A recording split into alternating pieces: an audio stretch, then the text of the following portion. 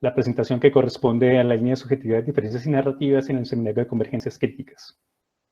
La fecha del 1 de junio que circunscribe este ejercicio, y no solamente el de esta línea, sino también el de poder, política y sujetos, al mismo tiempo que las otras líneas en la sesión anterior, pretenden hacer visible la irrupción de un momento fundamental para el doctorado, que tiene que ver con la configuración de esa propuesta de convergencia. Sin embargo, este ejercicio no funcionaría si no hace patente, en primer lugar, un conjunto de problematizaciones de las que el doctorado se ocupa y, en este caso, de las que se ocupa la línea.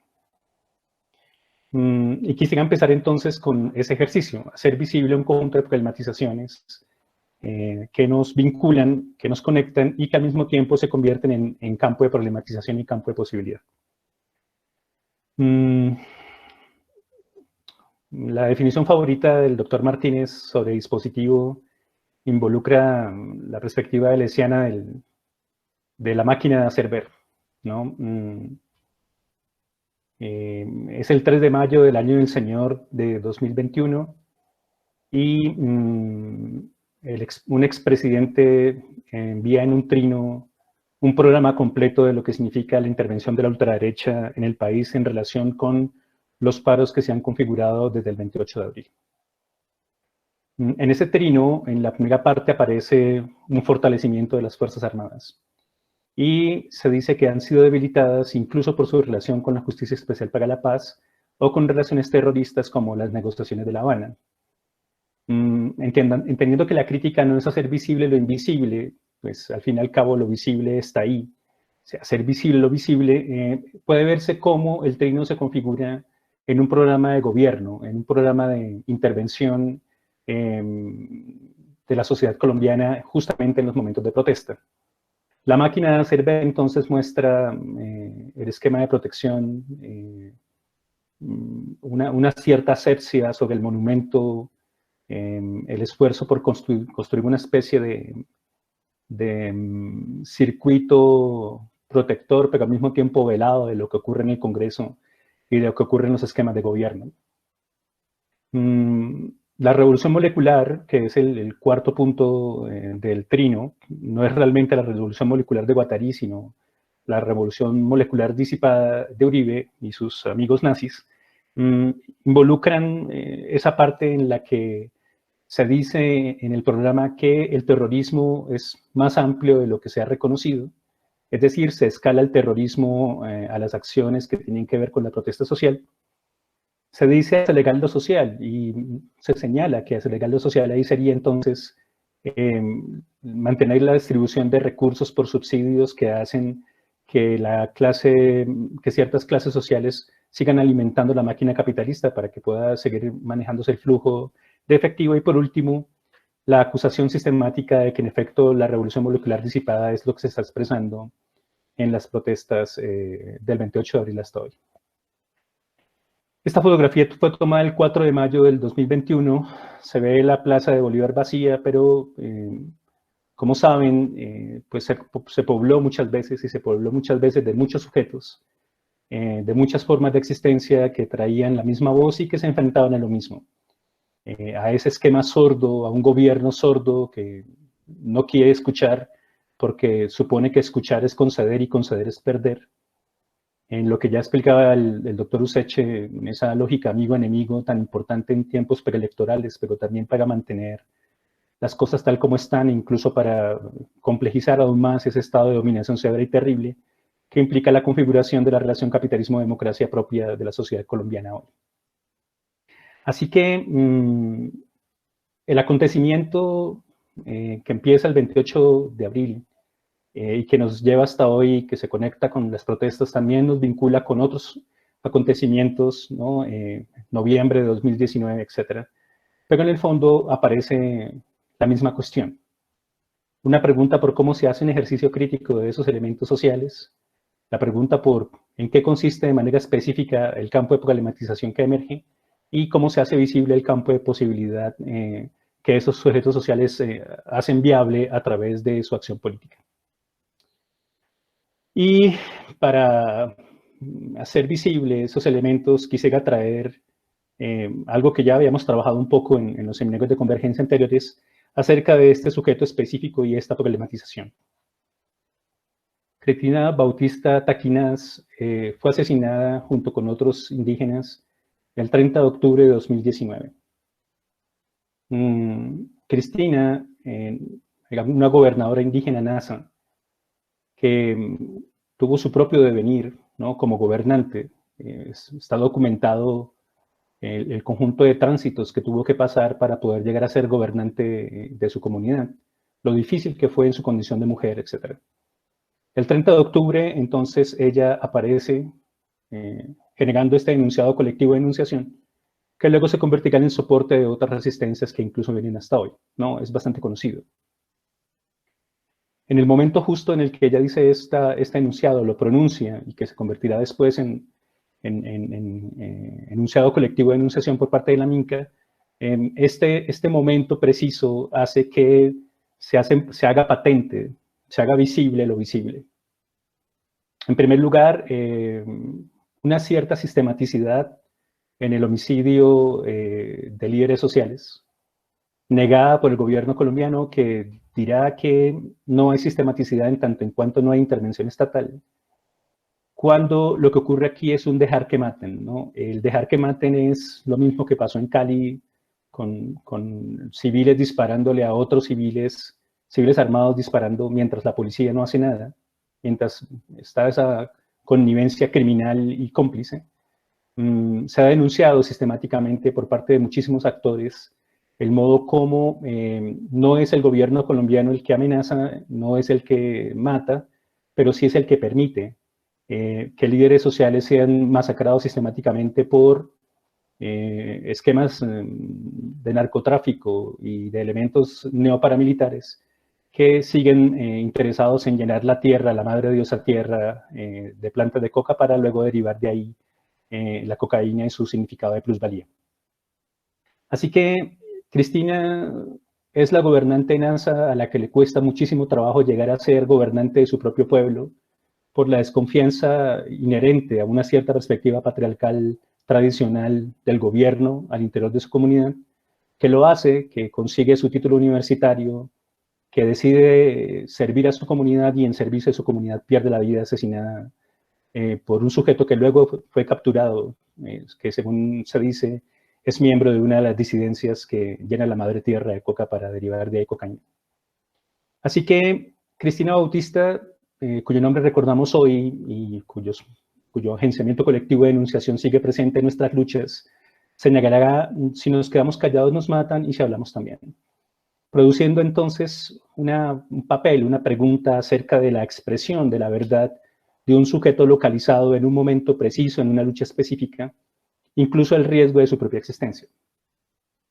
Este elemento que ha sido estudiado en muchos lugares como elemento aletúrgico, es decir, una verdad que es producida y es encarnada por alguien, es vivida por alguien de cierto modo, configura entonces una manera de existencia que no es únicamente un puro transitar, un puro ser, sino es específicamente un encarnar en sí una vida crítica, un encarnar en sí una verdad que ahora se lanza como desafío a unos ciertos modos políticos que sostienen modos de dominación severa y terrible. Y desde ahí, pues, aparece en este acto litúrgico, en este sentido de la parresía, si quieren llamarlo así, en los últimos estudios Foucaultianos, en alguien que pone su propia vida en riesgo por expresar una verdad, este agenciamiento colectivo de enunciación que llevamos hasta nuestros días y entonces decimos, entonces hablamos. La voz de Cristina Bautista está hoy presente en nuestras luchas, está presente en las calles, está presente en la Minga, está presente en otros lugares del planeta, porque se han hecho traducciones de este agenciamiento colectivo de enunciación en más de 50 idiomas y ha sido enarbolado en muchas luchas a nivel global. El asunto entonces es que no nos quedamos callados incluso al precio de nuestras vidas. Una verdad que no es únicamente un sacrificio, que no tiene por objeto simplemente ser sacrificial, sino litúrgica, es decir, provocar otras verdades, hacer que esas verdades emerjan, aparezcan, sean usadas por otros en un momento de lucha específico. Esta expresión el vínculo comunitario que está detrás de esta expresión, el modo como ella se convierte en el motor de la marcha de la Minga un año después de la muerte, implica la aparición de otras subjetividades como el papel fundamental de la Guardia Indígena, primero para proteger la Minga, pero segundo para proteger a Bogotá. Lo recuerdan la experimentación que le permitió a la alcaldesa de Bogotá hacer que la Guardia Indígena reemplazara al ESMAD, y al hacerlo evitara conflictos precisamente por su ascendiente ético, por su gran fuerza ética, por su gran capacidad ética para gestionar interacciones sobre los demás. Y ese agenciamiento se repite una y otra vez, ¿no? Si nos quedamos callados nos matan, si hablamos nos matan, y entonces hablamos. Se repite una y otra vez al punto de que los ciudadanos bogotanos, al ver la explosión creativa que aparece aquí, se ven conectados, contagiados por el enunciado, al punto de que en nuestros días la Guardia Indígena es referente de lo que ocurre como expresión pacífica, pero al mismo tiempo de afrontamiento de un sistema de dominación severo y terrible, y que ha provocado un movimiento al interior de la juventud llamado Primera Línea, que ha sido vinculado con ese elemento ético, en el que, tal como aparece aquí, en el borde inmunitario que provoca el conjunto de bastones de la Guardia Indígena protegiendo la comunidad, pues ahora se hace con escudos hechos de cualquier cosa, cartón, latas, etc. Algunos lo hacen sintiéndose miembros de la Guardia y otros se sienten en el Capitán América, pero más allá de eso, existe un contagio sistemático de formas de existencia que ahora se vinculan con este acontecimiento en el que el decir, el expresar, no solamente un cierto elemento de consigna, no es únicamente una denuncia, sino que ahora es también específicamente un modo de vida. Eso terminó haciendo que desde el 28 de mayo hasta nuestros días se haya configurado un agenciamiento colectivo nuevo que empieza con entonces hablamos, incluso al precio de nuestras vidas, pero que también genera una denuncia que al mismo tiempo provoca la performatividad de llevar el letrero mientras está en riesgo. Es decir, no es un puro denunciar que dice nos están matando, sino que es un cuerpo que ahora se expone a las balas, a la discriminación, a la exclusión sistemática, a perder los ojos, al cuerpo mutilado, y lo hace al mismo tiempo que denuncia, que establece un agenciamiento colectivo de denunciación que encarne en sí misma un cierto modo de ser. Estas posibilidades existenciales conectadas profundamente con lo estético, vinculan entonces lo ético y lo político a un modo como un cuerpo, una cierta manera de existencia, se lanza a las calles para encarnar en sí mismas los agenciamientos colectivos de denunciación, lo que decimos como elemento central, que ya no será únicamente, insisto, consignas, sino especialmente modo de vida. Vendrá entonces el problema del espacio y el problema de la confluencia del espacio, en la que el monumento no es únicamente, al decir del gobierno, vandalizado, sino especialmente punto de encuentro y de expresión. El 15 de mayo de 2021 aparece este tremendo movimiento en el Monumento de Héroes. El monumento es reconfigurado desde la perspectiva de ciertos modos de control, es vandalizado. Y esa reconfiguración de lo que se celebra, de la memoria que está ahí, la organización de una contramemoria, de un cierto modo de ser, se hace patente en miles de denunciados que ahora son agenciamientos colectivos de denunciación. Ya no es únicamente si hablamos nos matan, si callamos nos matan, entonces hablamos. Ya no es únicamente con la minga adelante, ya no es únicamente nos están matando, ahora es ni una menos, es también el movimiento trans haciendo ejercicios performativos en el Transmilenio, haciendo visibles las discriminaciones y las visibilizaciones, etc. También es la aparición de elementos internacionales, de millones de cámaras gestionando la visibilidad de lo que ocurre, etc. Así que en estos elementos planteados aquí, en estos acontecimientos, en estas fechas, hay una gran distancia entre fecha y acontecimiento, pero si me conceden señalarlo así, al fin y al cabo se dice 15M, pero se dice 16, 17, 18, y cada día quiere ser más fuerte que el anterior, quiere mostrar cada vez más fuerza.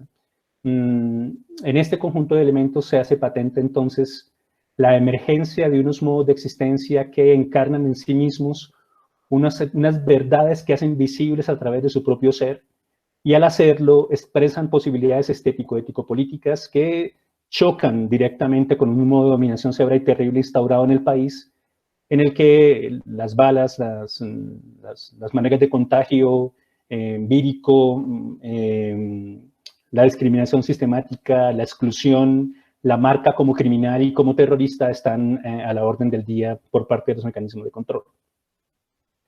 ¿Qué implica entonces este conjunto de elementos cuando hablamos de la línea de subjetividad, diferencias y narrativas y nos hacemos la pregunta por la convergencia crítica en esa línea? Pues implica la posibilidad de dar cuenta de estos elementos de lo que hemos llamado una geometría ficcional convergente, y que siendo máquina abstracta se repleta, se rellena de reglas concretas. Así que en este conjunto de acontecimientos, en este conjunto de elementos, podría aparecer, por trabajo crítico, una cierta confluencia, un conjunto de conexiones entre unos elementos de orden ficcional que hemos configurado para establecer, por un lado, en qué consiste la problematización emergente, ¿no? Una cosa es que determinados sujetos estén en un cierto movimiento para, y otra cosa es que esa problematización se haga patente, se haga visible, se exprese, se enuncie, se exija. No necesariamente tener reunidas la gente en el 15M en Héroes es lo mismo que la problematización. Mejor, la problematización emerge como exigencia, solicitud, demanda, lucha, creación de unos sujetos específicos en un momento dado por unas razones precisas. Y esa problematización emergente es susceptible de analizarse desde el intercruzamiento entre las series discursivas del doctorado, que son las dos series básicas, Vida, Poder y Cultura, Crítica, Ficción, Experimentación, pero también las de las líneas y de los énfasis. Las invenciones conceptuales que, como saben, hemos propuesto como elemento ficcional que tiene por objeto producir verdades capaces de ser usadas como herramienta de resistencia, y ficciones metodológicas que son máquinas abstractas que hemos propuesto a la hora de establecer el delineamiento de los campos de problematización, pero al mismo tiempo de los campos de posibilidad. Luego, este elemento que es máquina abstracta, no por ello no funcional, y no por ello pura imaginación o puro aire o pura idea, sino mejor, una posibilidad de organizar unos modos de conocimiento que dan cuenta de lo que ocurre a través del intercruzamiento ficcional de unas variantes que son susceptibles de ser usadas para eso. Se llena, ¿no? La máquina abstracta se llena de estas reglas concretas que se dan en las problematizaciones emergentes. Esas problematizaciones son de muchos órdenes y están ubicadas de muchas maneras, pero digamos que esa geometría ficcional convergente se daría en esta interconexión. Veremos después cómo adquieren la forma específica en los diferentes énfasis propuestos. Así que la primera serie discursiva, Vida, Poder y Cultura, señala en primer lugar la potencia de la vida. Es decir, no únicamente el hecho de que la vida sea potente, sino que ella adquiere aquí y ahora estas posibilidades que por un lado son vampirizadas por la máquina capital que quiere exprimirla para sacar de ella la mayor cantidad de ganancia posible y de ahí sostener los modos de dominación, la máquina vampírica que ya había denunciado Marx en los Grundrisse, y al mismo tiempo la potencia que sobrepasa esa máquina y la pone en riesgo todo el tiempo, en crisis, de tal manera que la máquina mutante del capital se ve enfrentada constantemente a la potencia de la vida, y eso significaría que la potencia de la vida puede en algún momento desbarrazarla, ¿no? Estoy hablando en francés. Puede ir más allá, romper esos límites para hacer aparecer elementos nuevos. Aparece entonces también el hecho de que en la relación entre vida y cultura hay un continuum, y en nuestros días ya no podríamos decir que hay una vida que se aleja de lo que hemos llamado cultura, sino más bien un conjunto de interconexiones que se dan constantemente entre una y otra. En lo que ya se ha señalado como sociopolítica, pero no únicamente ahí, sino en la claridad de que en este momento histórico no podríamos distinguir nuestra existencia en el planeta Tierra sin la afectación que hemos generado a todos los sistemas vivos en tanto que especie. Y por último, el hecho de que la vida es susceptible de gobierno, es objeto de gobierno y al mismo tiempo escapa de los gobiernos. En la mutación genética presente que hará viable otros modos de existencia, todo el tiempo la evolución juega saltos cuánticos y transposónicos, modos de transposón que van de un lado a otro organizando la existencia, la vida de otra manera. Y como saben, ese mismo poder de la organización genética está siendo usado precisamente para las vacunas. Pero con las vacunas viene un dispositivo de control de la vida que dice quién, cuándo, cómo, por qué, con qué riesgos, de qué manera, con qué límites, etc. Y pues la vacunación es solamente la punta del iceberg de un dispositivo en el que ahora la relación vida, poder y cultura que se da en el marco de lo que hemos llamado con las otras líneas acontecimiento pandémico, hace visible que la vida es objeto de gobierno, pero al mismo tiempo que la vida accede desde su potencia a esos modos de gobierno. La segunda serie discursiva, considerada crítica, ficción y experimentación, ha señalado que el problema es, en primer lugar, la verdad como variable política.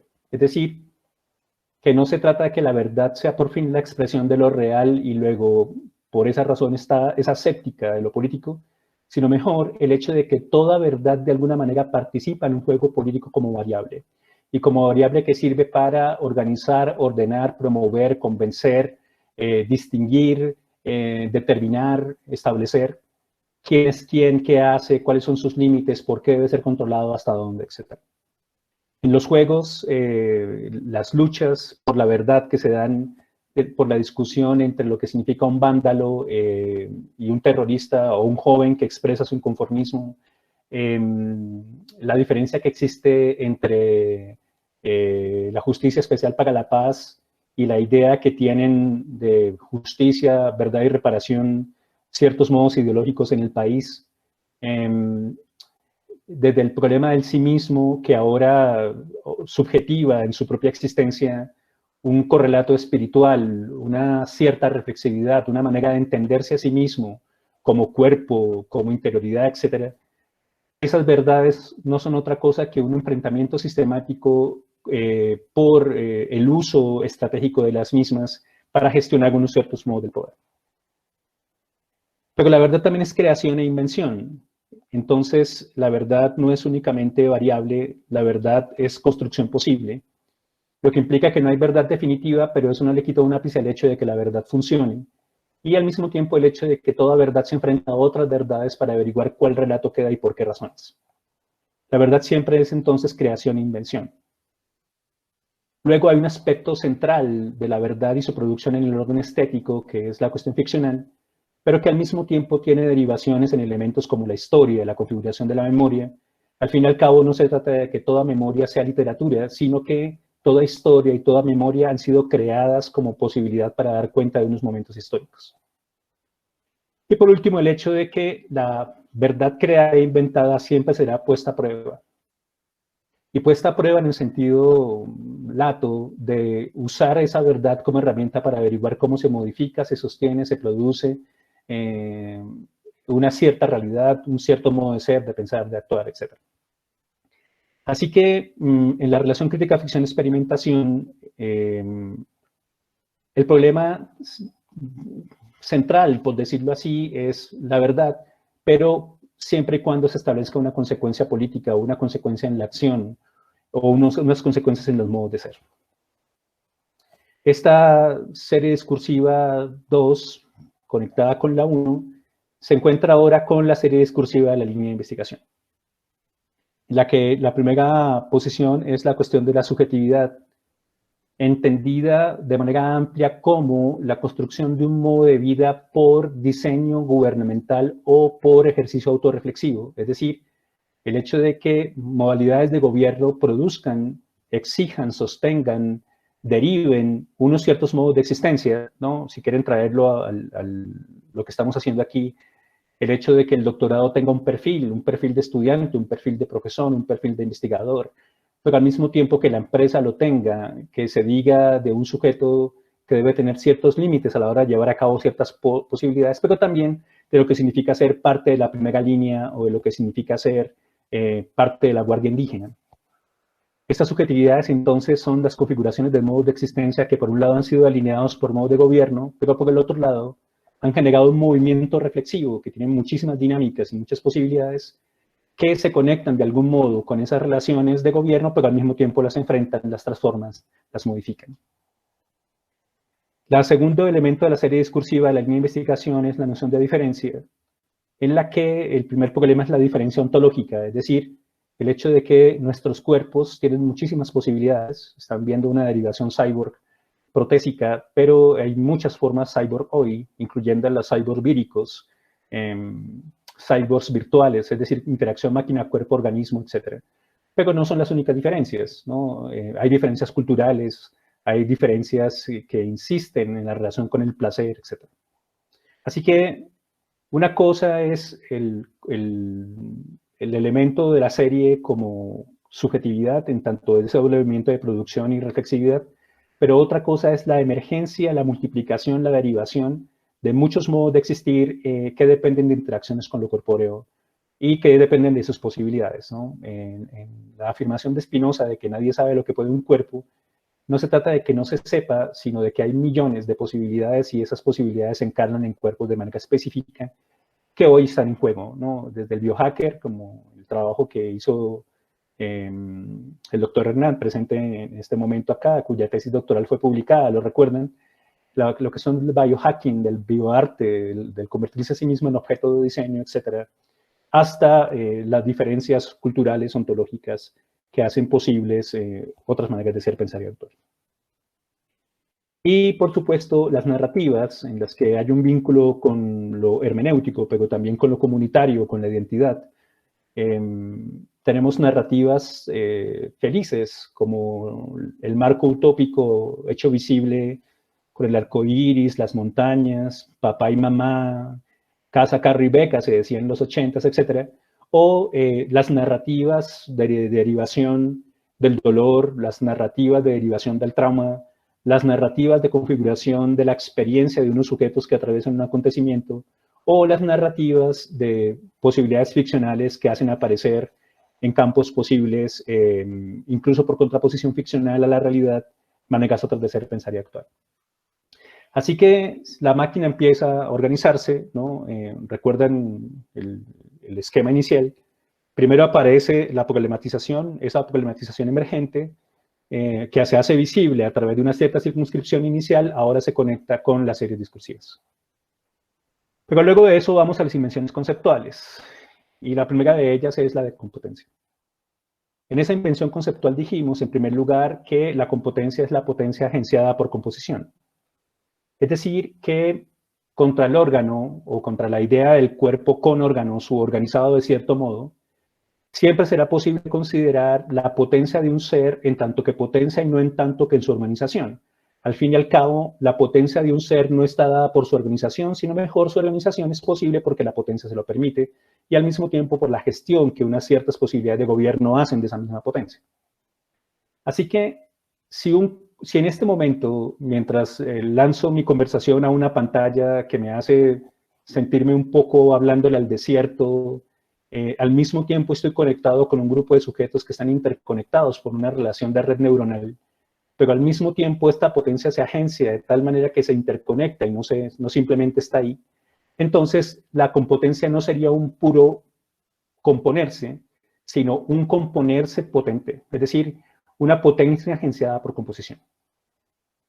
La máquina de hacer ver muestra dos circuitos inmunes. Por un lado, el circuito inmune de la burbuja subjetiva de cada quien, por decirlo de algún modo, es decir, supongan que cada una de esas burbujas es la potencia que cada cuerpo tiene, pero luego se fijan cómo ellas se van disolviendo en una cierta configuración por composición, por conexión, haciendo ahora que la potencia de los cuerpos no sea potencia A más B más C, sino potencia Z, una composición de potencia que ahora va más allá de la suma de las partes.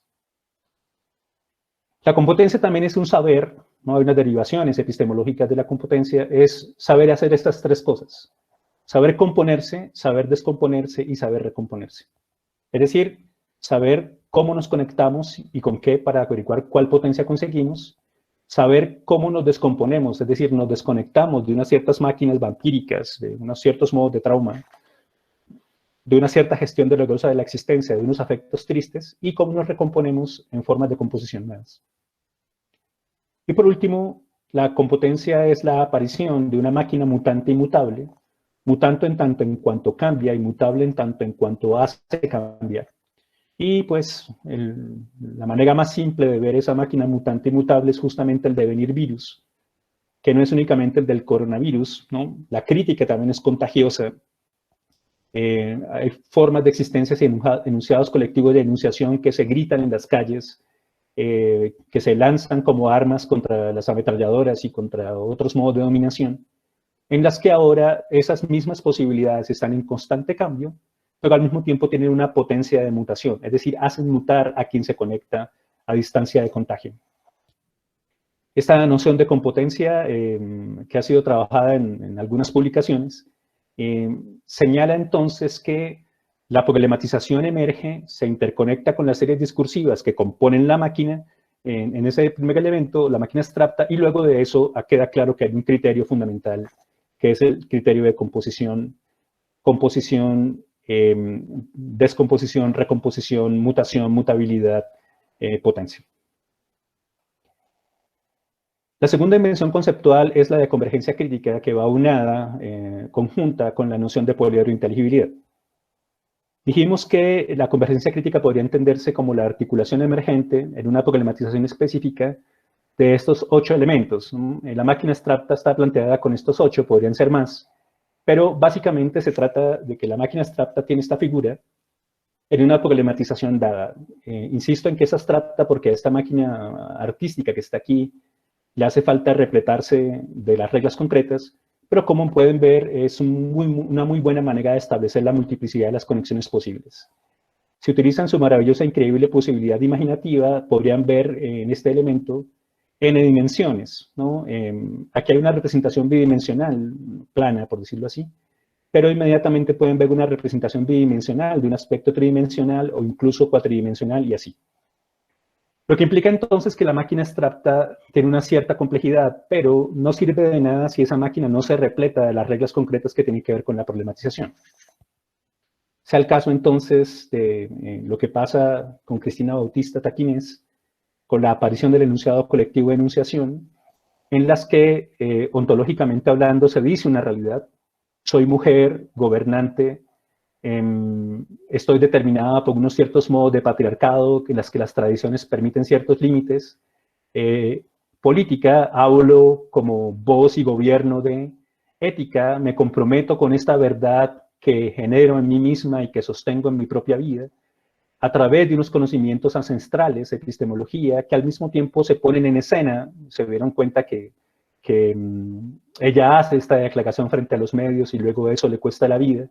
Un ponerse en escena que deriva acontecimiento, en el que hay un desafío a las formas de producción económica que tienen capturado el Valle del Cauca y el sur de Colombia, llenando la madre tierra de coca para luego convertirla en cocaína, susceptible de ser considerado desde una perspectiva metodológica analítica que hace visible lo visible. Y insisto en que es posible repletar esta máquina abstracta con las problematizaciones concretas, con las reglas concretas. Así que series discursivas, las dos primeras series, la serie de la línea, invenciones conceptuales, competencia, convergencia y poliedrointeligibilidad. Luego dijimos que esa composición maquínica se articula con esta ficción metodológica a la que hemos llamado máquina de preguntas, en las que se entrecruzan los elementos anteriores con estas preguntas en cada uno de esos niveles. ¿Qué, por qué, para qué, cómo, con qué, quién, cuándo, dónde? Es decir, es posible atravesar, articular esas conexiones en lo ontológico, epistemológico, crítica, ficción, vida, poder y cultura, esa composición compleja que tiene ahora esa forma abstracta, se repleta ahora y genera esas posibilidades de conexión específicas en la problematización a la que estamos refiriéndonos. ¿Qué desafíos propone la noción de mujer indígena el gobierno de Cristina Bautista? ¿Por qué razones la muerte de Cristina Bautista parece ser un elemento sistemático del asesinato de líderes sociales capaces de cuidar un territorio? ¿Quiénes están interesados en la muerte de los líderes sociales y por qué razones se organiza esa masacre sistemática como elemento para sostener un cierto modo de gobierno cómplice desde el silencio y desde la falta de alternativas de protección? ¿Cuáles son los contextos históricos, los contextos territoriales, etcétera? Atravesar esta máquina de preguntas en los diferentes elementos, ontología, etcétera. Cada uno de estos 8 elementos sería susceptible de conectarse con los 8 elementos del poliedro, generando un conjunto relacional de 8 sobre 8, etcétera, 8 por 8, 8 a la 8, etcétera. Al mismo tiempo vinculado con lo demás en los aspectos de la geometría ficcional. Lo que no debe asustarnos en el orden del abstracto es simplemente mostrarnos unas rutas posibles de indagación metodológica. Así que aparece el campo de posibilidad como composición poliedro-máquina de preguntas. Esta representación bidimensional de un campo cuatridimensional, aquí aparece lo que se llama tesseracto, que no es famoso únicamente por los Vengadores, sino que es famoso porque se conecta con ciertas formas de geometría sagrada y algunos elementos de la relación espacio-tiempo. Si se imaginan el tesseracto en movimiento, podrán ver la cuarta dimensión articulada. Es una lástima que no puedo mostrarles un video aquí de cómo funciona ese movimiento sistemático en la que el tiempo se interconecta con esas 3 dimensiones espaciales que son las que estamos sujetos. Pero digamos que había un aspecto al menos cuatridimensional en este elemento de las máquinas de preguntas, en la interacción con las máquinas y el poliedro, etc. Que en el fondo sigue siendo exactamente esta figura, que sigue siendo la misma máquina abstracta, solo que ahora se organiza en términos bidimensionales, etc. El campo de posibilidades, entonces, una composición que se hace visible a través de esta interconexión entre la problematización emergente, las series discursivas, las invenciones conceptuales, las ficciones metodológicas, y eso hace patente al mismo tiempo el campo no solamente de problematización, sino de posibilidad.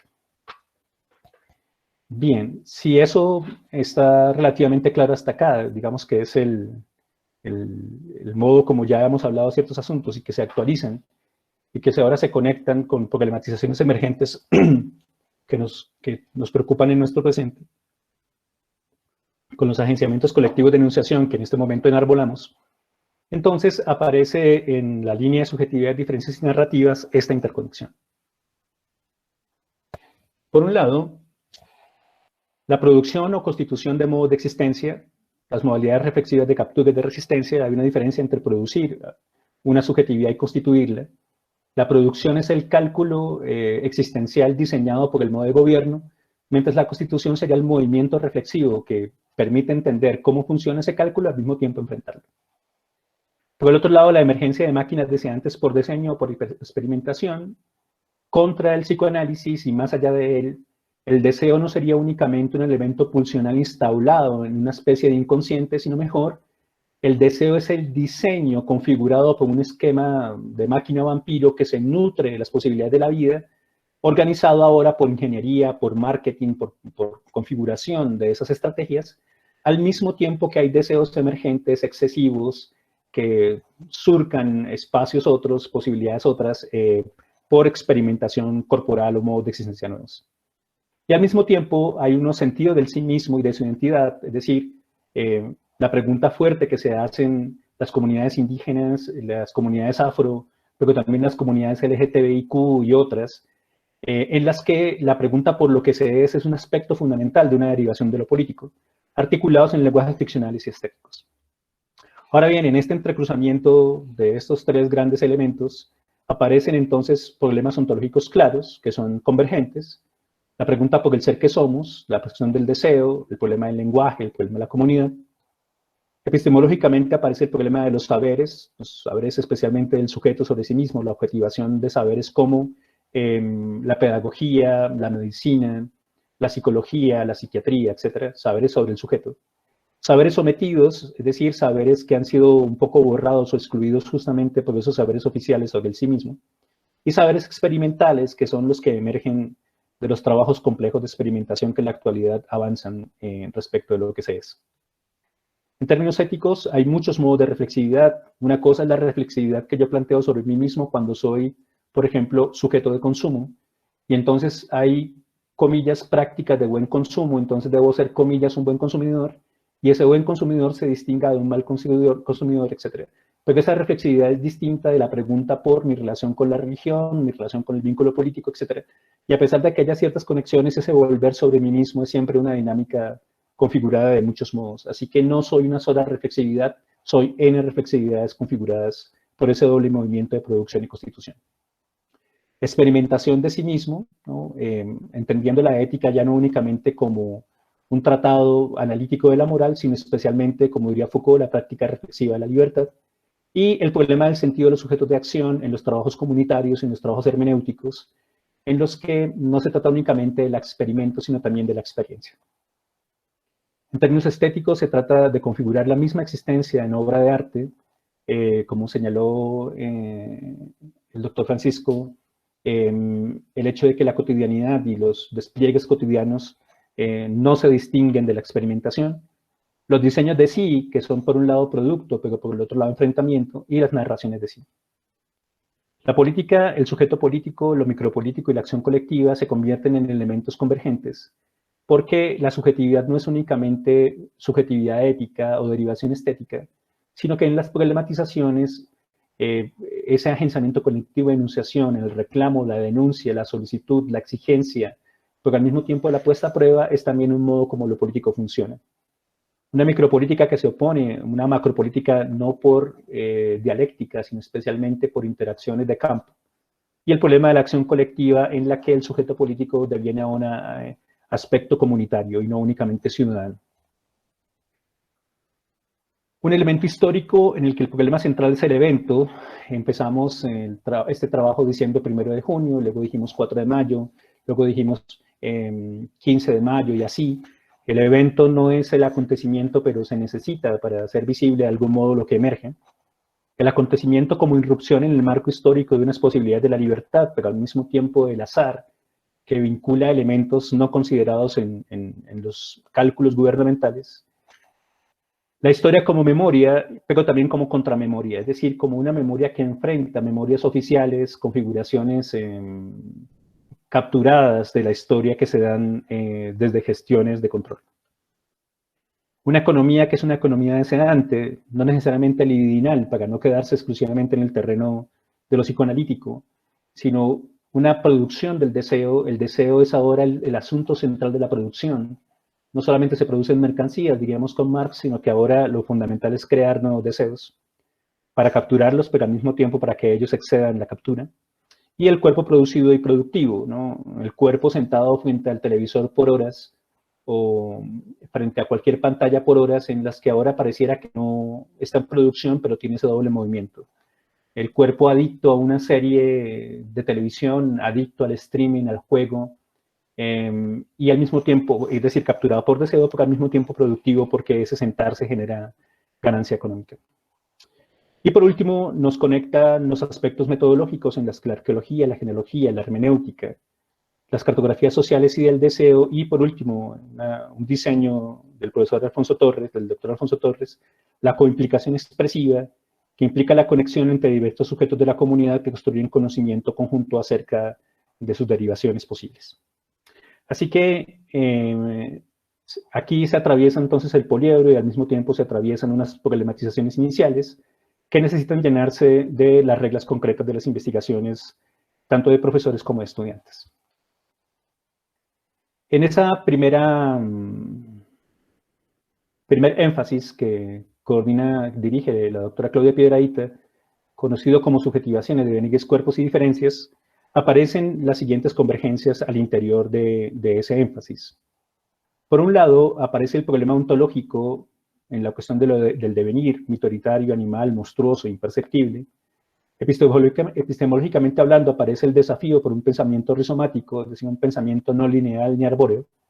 En términos políticos, la cuestión de la micropolítica como máquina deseante que deriva máquina de guerra, y en términos estéticos, una estética de la existencia, al mismo tiempo una estética que deriva del cuerpo sin órganos compuesto y compuesto con elementos distintos, ¿no? Que no están ordenados únicamente por el plano de organización. Para establecer una relación con lo ético en la que la creación de lo minoritario en la propia existencia se sostiene, se organiza desde el principio de sostenibilidad, que no es únicamente la sostenibilidad ecológica, sino la sostenibilidad en el sentido de aquello que hace posible que la composición se mantenga. Dado que las composiciones que se mantienen son las que el capital promueve, y las composiciones otras podrían resultar fascistas, agujeros negros, máquinas de muerte, el principio de sostenibilidad implica que la creación de nuevos modos de existencia necesita evitar esas derivaciones y al mismo tiempo generar afirmaciones de la vida en una creación de lo minoritario en sí mismo, ¿no? Así que al interior de este énfasis y en sus investigaciones aparecerían estos elementos de convergencia. Las interacciones como máquina de mutación en experimentaciones espirituales son el elemento que más interesa hoy al trabajo de este énfasis de investigación. En la producción biopolítica de la subjetividad que coordina el doctor Jorge Martínez, aparece la vida como objeto del poder en esos tres conceptos, ¿no? Dispositivo y condición neoliberal. El doctor Martínez ha publicado varios textos sobre estos elementos. Aparece la vida como resistencia al poder, específicamente en los análisis de la estética de la existencia, la configuración de la propia vida como obra de arte, que al mismo tiempo enfrenta de manera creativa las capturas del capital, y una actitud de estar en contra en la que se revisa el esquizoanálisis como actitud crítica, ¿no? No únicamente como método, por eso no aparece únicamente en su fase metodológica, sino especialmente como un modo de ser que se vincula con estas alternativas al interior del énfasis que tienen que ver con la profanación como actitud espiritual. Una conexión entre Agamben y algunos elementos derivados del análisis de ciertas configuraciones religiosas hoy, en las que la profanación no sería únicamente la transgresión sobre unas reglas religiosas, sino especialmente la emergencia de un modo de ser en el que se desafía justamente esos marcos ideológicos dominantes. Entonces se da una interacción entre ontología, epistemología y política en lo que Foucault llama ontología crítica del presente y que el doctor Martínez reconfigura como ontología crítica de la producción de la subjetividad como punto de partida de la constitución creativa de sí mismo, diseñada como modo de resistencia. Las investigaciones que se dan en este énfasis tienen esa característica convergente. En Acción Colectiva, Emergencias Comunitarias, que dirige el doctor Alfonso Torres, aparecen dos elementos centrales. Por un lado, la producción de lo común y lo comunitario, y por el otro, la subjetividad social, concepto producido y diseñado por el trabajo del doctor Torres. En la producción de lo común y lo comunitario aparece, en primer lugar, la interpelación de esas modalidades comunes al capitalismo, y por el otro, el hecho de que hay un vínculo y sentido inmanente que se da en el marco histórico de la especificidad de esas organizaciones. En la subjetividad social aparece el hecho de que hay luchas sociales, y no únicamente subjetivas en el sentido individual, sino que no podrían entenderse esas luchas individuales, comillas, sin luchas sociales con las que se vinculan, y al mismo tiempo emergencias comunitarias, es decir, aparición de nuevos modos de comunidad que están hoy como núcleo de forma de lo político. En el núcleo convergente está entonces la comunidad como potencia instituyente, es decir, el hecho de que la comunidad es un cuerpo político, pero al mismo tiempo un espacio de libertad en las que las configuraciones éticas, estéticas, etcétera, hacen viable emergencias nuevas de modos de ser. Para citar al doctor Torres, la subjetividad cumple simultáneamente varias funciones. Por un lado es cognitiva, pues como esquema interpretativo y evaluativo posibilita la construcción de realidades como lecturas del mundo y como horizonte de posibilidad de lo real. Al mismo tiempo es práctica porque desde ella los individuos y los colectivos orientan sus acciones y elaboran su experiencia. Como se ve, eso práctico es por un lado ético, porque el otro estético, pero también político. Vinculativa, y este es un aspecto central, dado que se constituye a la vez que orienta y sostiene los lazos sociales. Esa sería la diferencia específica entre una investigación de la subjetividad política en el orden de lo común y de la acción colectiva distinta de otras investigaciones. Identitaria, pues aporta los materiales desde los cuales los individuos y los colectivos definen su identidad personal y su sentido de pertenencia sociales. Como se ve en la referencia, la convergencia de lo ontológico, lo epistemológico, lo político, etcétera, se hace patente a la hora de dar cuenta de este énfasis de investigación. Y por último, el énfasis titulado Pragmáticas de sí, Antropotécnicas y Cuerpos Otros, que tengo a bien coordinar, en la que la subjetividad ética se convierte en campo de problematización cuando adquiere la forma, por un lado, de técnicas y prácticas reflexivas, por el otro de cuerpos emergentes por captura o diseño, y por el otro como modalidades ejercitantes de autoplasticidad y automejora. En las técnicas y prácticas reflexivas está el problema de la subjetivación por objetivación de saberes sobre sí mismo, como la psicología, la psiquiatría, el mindfulness, el coaching, los elementos derivados del trabajo del cuerpo, homeopatía, medicinas alternativas, etc. En las modalidades ejercitantes de autoplasticidad y automejora, que será la noción de antropotécnica, aparecerán entonces prácticas personales, culturales, empresariales e institucionales del diseño del sí mismo, en las que caben las prácticas que hacen posible un cuerpo efectivo en el diseño de una empresa, hasta la gestión del cuerpo en su alta efectividad como deportista de alto rendimiento o como aquel que va habitualmente al gimnasio, o en el diseño del supersoldado, modificación genética, aunque aparece en discursos ficcionales, especialmente cinematográficos, ya es posible reconocer técnicas que tienen por objeto configurar grandes capacidades cognitivas y de acción de supersoldados, ¿no? La idea de capturar esas potencias para llevarlas al ejercicio de la guerra, y así. Y en los cuerpos emergentes aparece el problema del cyborg, la quimera, es decir, la multiplicidad genética en un mismo cuerpo, y la interacción máquina-cuerpo-organismo. Hay muchos modos de cyborg, ¿no? Hay al menos 52 clases de cyborgs distintas hoy, enumeradas por distintas clasificaciones. El cyborg más conocido es el protésico, pero hay muchísimas más. Esas interacciones cuerpo-máquina-organismo hacen posible la aparición, por un lado, de capturas efectivas del capital y por el otro lado, de modalidades de resistencia. Pues basta ver cómo el régimen de silicio y del carbono se juntan en los grandes diseños que tienen hoy los videojuegos, la realidad virtual aumentada y otros modos de conexión con otras capacidades, como la ampliación de capacidades vitales por biohacking o bioarte, etc.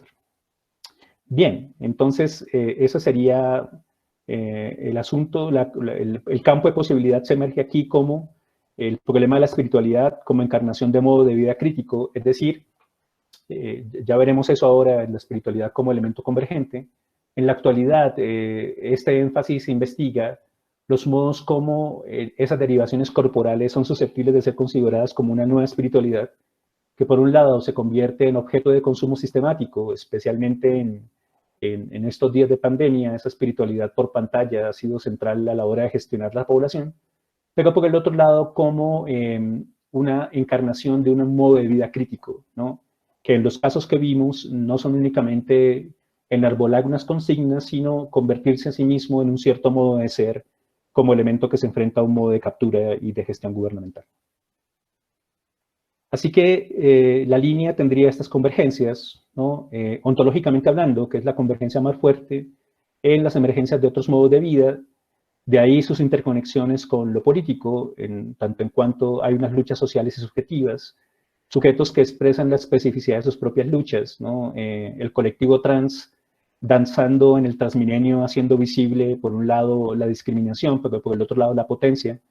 Pero del mismo modo, el gran bloque de la juventud, se dice gran bloque porque se dice juventud, pero hay muchos modos de la juventud presentes ahí, planteando esas batallas. En términos éticos, por un lado, el problema de la actitud de rechazo inherente a la crítica.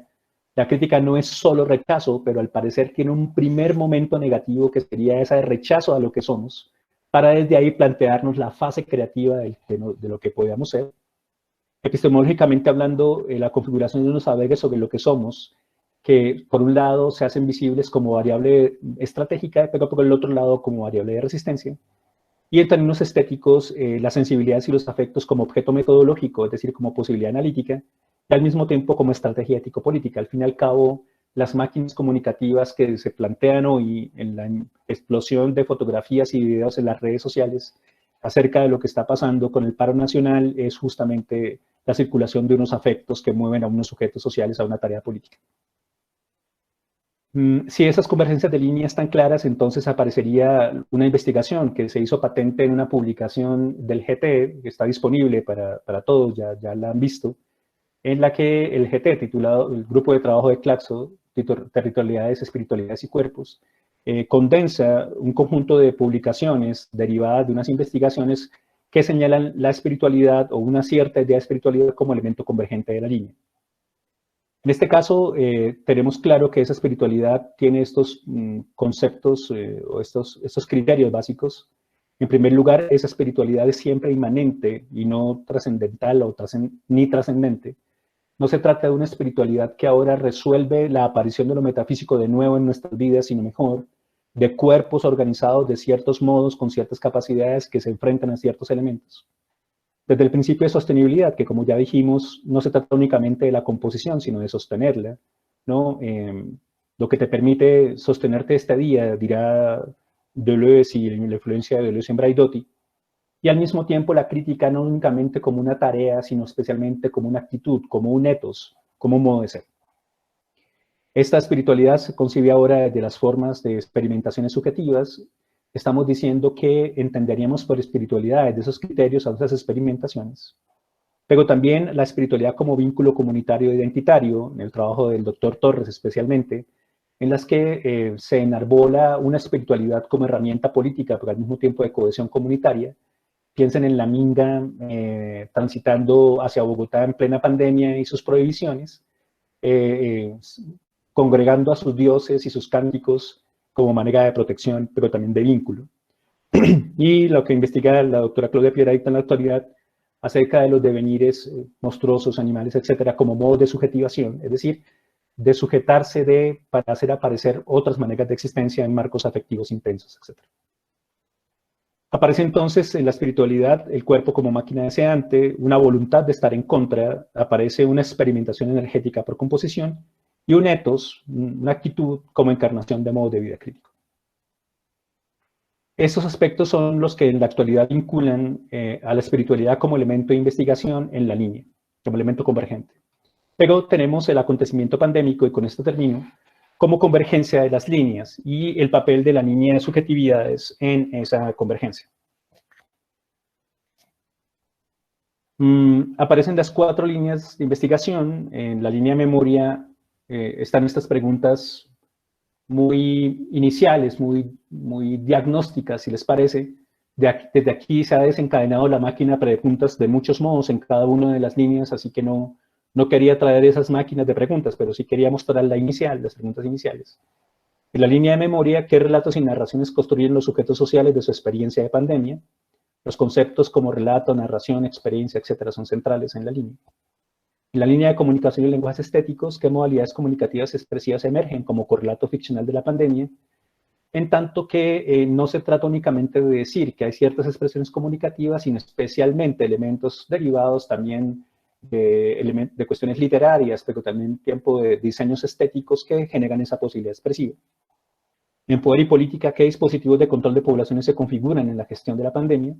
Se ha hecho visible en los diferentes archivos, por un lado el archivo que la línea de memoria construyó, pero también el que construyó la línea de subjetividades y la de poder y política, y la de comunicación, que es el archivo audiovisual. Y en subjetividades, ¿qué modificaciones subjetivas produce el gobierno del cuidado? Una investigación que adelantamos en la actualidad, cuando reconocemos que el aspecto central, el concepto obsesivo de la actualidad en la pandemia es la relación cuidado-autocuidado, que adquiere ciertas formas, y que implica en subjetividades específicas problemas específicos.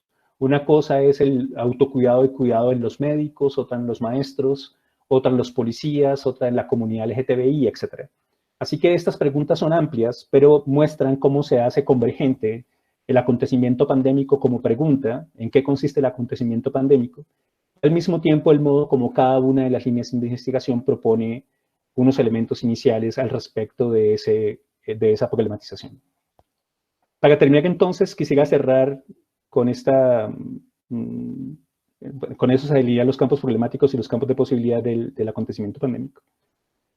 Con esta referencia de Félix Guattari, precisamente en la revolución molecular, trayendo como trasfondo lo que ya hemos dicho, la máquina de hacer ver que muestra una supuesta asepsia, ¿no?